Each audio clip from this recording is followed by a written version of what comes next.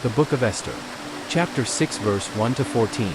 On that night could not the king sleep, and he commanded to bring the book of records of the Chronicles, and they were read before the king.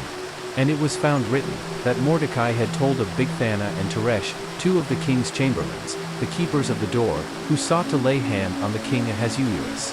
And the king said, What honor and dignity hath been done to Mordecai for this? Then said the king's servants that ministered unto him, There is nothing done for him. And the king said, Who is in the court?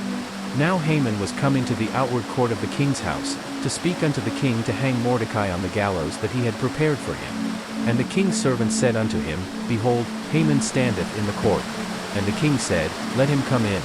So Haman came in. And the king said unto him, What shall be done unto the man whom the king delighteth to honor? Now Haman thought in his heart, To whom would the king delight to do honor more than to myself? And Haman answered the king, For the man whom the king delighteth to honor.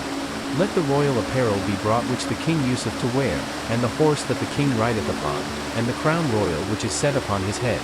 And let this apparel and horse be delivered to the hand of one of the king's most noble princes, that they may array the man withal whom the king delighteth to honor, and bring him on horseback through the street of the city, and proclaim before him, Thus shall it be done to the man whom the king delighteth to honor.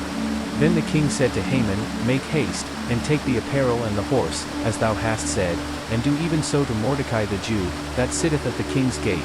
Let nothing fail of all that thou hast spoken.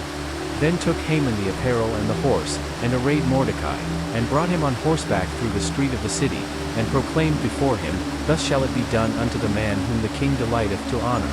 And Mordecai came again to the king's gate. But Haman hasted to his house mourning, and having his head covered. And Haman told Zeresh his wife and all his friends everything that had befallen him. Then said his wise men and Zeresh his wife unto him, If Mordecai be of the seed of the Jews, before whom thou hast begun to fall, thou shalt not prevail against him, but shalt surely fall before him. And while they were yet talking with him, came the king's chamberlains, and hasted to bring Haman unto the banquet that Esther had prepared.